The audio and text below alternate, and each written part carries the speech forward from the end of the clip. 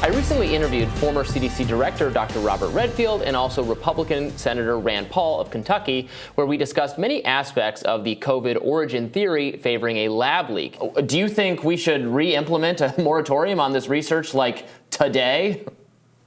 Yeah, I mean, the reason that I've taken the position that I've taken, I just prefer to stay out of the public eye, and been there, done that. But I took this position because I feel very strongly that we need to have a moratorium on gain-of-function research. I told you that the great pandemic is coming. I think it's going to come not from spillover. It's going to come from gain-of-function research or intentional bioterrorism, right? It's going to be a bird flu virus that is manipulated to be able to transmit human to human, very similar to what we saw with the COVID. In 2014, that laboratory published that they finally learned how to take their COVID virus and have it bind to the ACE2 receptor in humanized mice, and therefore it could go human to human. I mean, they did the experiments, they published them in 2014.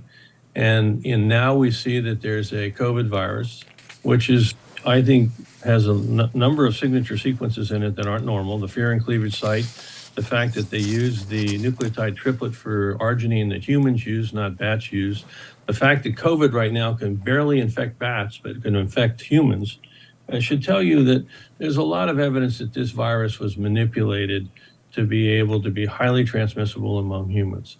I think it was done probably as part of a biodefense program that largely was trying to make a vaccine vector that would be used for good purposes.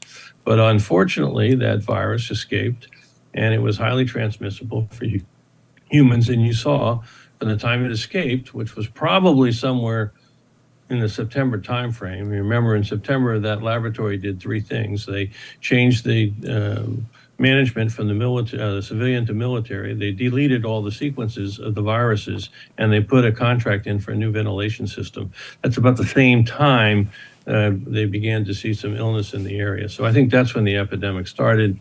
And I do think the gain-of-function research moratorium is something should happen. It shouldn't be decided just by scientists. I happen to be a scientist, but we shouldn't decide this ourselves. There should be a broader debate of society. Well, he's arguing a straw man argument. We have never argued that anything that's been published by the Wuhan lab became COVID-19. What we are arguing is that the lab in Wuhan has over 100 coronaviruses that they've manipulated in lab and have not published. We also know that in 2018, they asked the US government for money to do research where they would take a coronavirus and insert a furin cleavage site. A furin cleavage site is a special part of the S protein that allows the virus to infect humans easier. And DARPA turned them down. This is an agency of the Defense Department because they thought it was too dangerous. But we know they were asking to do this, and a year and a half later, lo and behold, we get COVID-19. And what is COVID-19? A coronavirus with a furin cleavage site. So we turn up with a very unusual virus that's not been seen in nature before, that is exactly what they asked us to create a year before. Coincidence?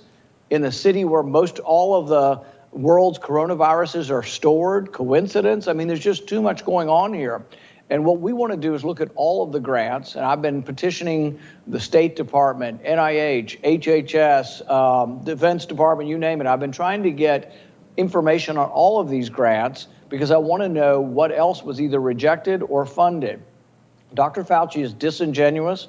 He is conflicted, and the reason he is conflicted is that if this came from the lab that he funded, he shares culpability. And he's been trying to cover this up from the beginning. There's a great deal of information that from January of 2020, in the early days, a cover-up began, and it continued for Fauci's entire term in office. Now here's the Hill's health reporter, Nathaniel Weixel, breaking down some of those arguments in more depth. Redfield's hearing recently, last week, I think, Redfield was testifying as part of the House Republican probe into the origins of the coronavirus. And the House Republican position is pretty much that it's an established fact that the virus came from a lab. That's not necessarily the case. We don't know for sure that that it came from a lab, or that it, existed in animals and was found through natural origin. The debate is, I guess, between whether it came from this lab in Wuhan, China, or whether it existed in nature and then jumped from animals to humans. And there is a major debate about it, and right now both sides are pretty entrenched in thinking that their view is the correct view. There's literature out there that supports both arguments. The intelligence community did an assessment on this at the behest of President Biden, and the intelligence communities have come out and said that it's inconclusive. Some lean towards natural origin, and some lean more towards developed in a lab and then accidentally released from the lab, whether through an accident or something else.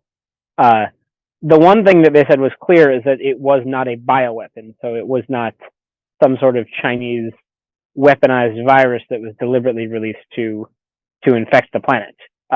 That is what they were conclusive on, but so far we know the FBI has said that they have determined it came from a lab, but the rest of the intelligence community was divided. The intelligence communities were divided, and I think one of the main points to understand is that we just might never get to the bottom of this. It's become highly politicized right now, but just because one side thinks it's right doesn't necessarily mean it's correct. And China's not cooperating right now. And it's not really clear that China will ever cooperate. And because this is a virus that originated in China, one way or the other, without the Chinese cooperation, it's hard to see how we'll ever figure out what really happened.